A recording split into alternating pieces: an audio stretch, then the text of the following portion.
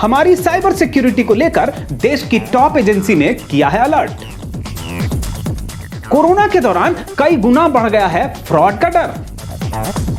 चीनी हैकर भी कर रहे हैं हमसे बदला लेने की तैयारी।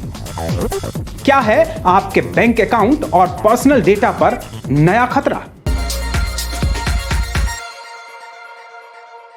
ये डॉक्टर अरुण गुप्ता हैं। न्यूट्रिशन पर पीएम की नेशनल काउंसिल के मेंबर रहे हैं। 1 जून को इन्हें इनके बैंक से एक ईमेल आया। लिखा था कि इनके खाते से 3.25 लाख रुपए निकाल लिए गए। हैरान डॉक्टर गुप्ता ने दिल्ली के शालीमार बाग थाने में एफआईआर करवाई। ऐसा ही 8 मई को प्राची के साथ हुआ। ये फैशन डिजाइनर हैं, इनके खाते से भी 7 लाख रुपए निकाल लिए गए। इन लोगों के साथ फ्रॉड करने के लिए किस टेक्निक का इस्तेमाल किया गया ये तो हम आगे बताएंगे, लेकिन ये समझ लीजिए कि इन दिनों साइबर क्रिमिनल्स जिस तरह नई नई तरकीबों और टेक्नोलॉजी का इस्तेमाल कर रहे हैं, उससे बचना किसी के लिए भी मुश्किल है। साथ ही देश की top cyber security agency Indian computer emergency response team ने कहा है कि आने वाले दिनों में ऐसे खतरे और बढ़ सकते हैं। डॉक्टर गुप्ता की तरह बहुत सारे लोगों को इन दिनों फोन कर बताया जाता है कि उनके फोन का सिम 3G से 4G कन्वर्ट नहीं हुआ है, इसीलिए उनके फोन की सेवाएं बंद कर दी जाएंगी। इसके बाद उन्हें बताया जाता है कि टेलीफोन कंपनी के नंबर 12345 पर वो एक SMS करें जिससे कि सिम कन्वर्ट हो जाएगा। क्योंकि ये कंपनी का नंबर होता है, ऐसे में आमतौर पे लोग उस नंबर पर मैसेज करते हैं। इसके तुरंत बाद वो सिम कुछ समय के लिए बंद हो जाता है और इसी बीच ये साइबर अपराधी अपना काम अंजाम दे देते हैं और उनके बैंक खातों से मोटी रकम अपने लिए निकाल लेते हैं। ऐसे मामलों में ये अपराधी कितनी जगह हमारे सिस्टम का मजाक बनाते हैं। फोन करने के लिए मोबाइल कनेक्शन लेते हैं, नेट बैंकिंग के लिए इंटरनेट का इस्तेमाल करते हैं, खाते से पैसा अपने खाते में ट्रांसफर करने के लिए किसी बैंक में अपना खाता खुलवाते हैं। कायदे से हर जगह इन्हें सबूत देना पड़ता है, लेकिन ऐसे मामलों में भी फर्जीवाड़े के बाद पुलिस एजेंसीज अक्सर नाकाम रहती हैं। बैंक और टेलीकॉम कंपनियां सिर्फ उपभोक्ता को ही दोषी ठहराकर चुपचाप बैठ जाती हैं।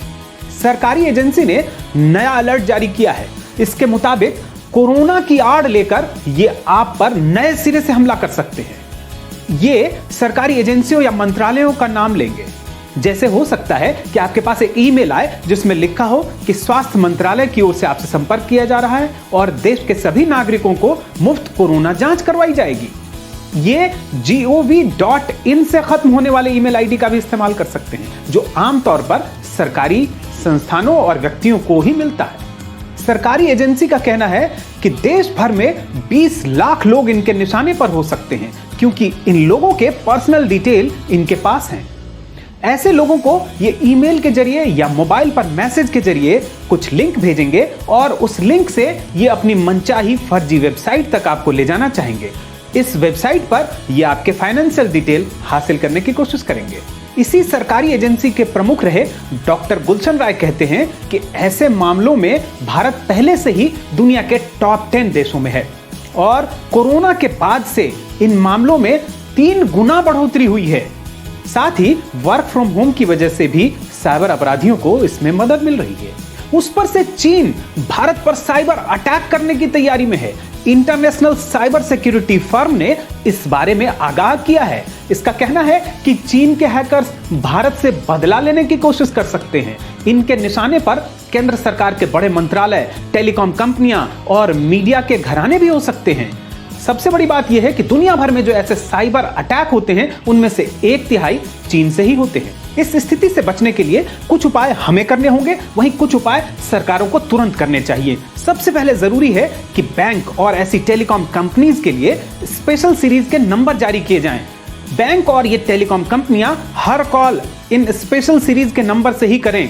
ऐसा ना हो कि किसी भी फोन कॉल में सामने वाला ये दावा करे कि वो बैंक का या किसी टेलीकॉम कंपनी का कर्मचारी है। ये व्यवस्था जिस तरह से SMS के लिए की गई है, वैसे ही कॉल के लिए भी की जा सकती है। दूसरी बात, बैंकिंग के हर कंज्यूमर के लिए एक विकल्प दिया जाए कि वो अपनी एक लिमिट फिक्स कर सके, जिसपे वो अपनी इच्छा, अपनी रिस्क टेकिंग कैपेसिटी और अपनी आर्थिक स्थिति को देखते हुए उसे निर्धारित करे और उससे ज्यादा कभी भी किसी भी स्थिति में पैसे की निकासी उसकी फिजिकल अवेलेबिलिटी के बिना न हो सके। आम लोगों को भी इस संबंध में कई सावधानियां बरतनी होगी।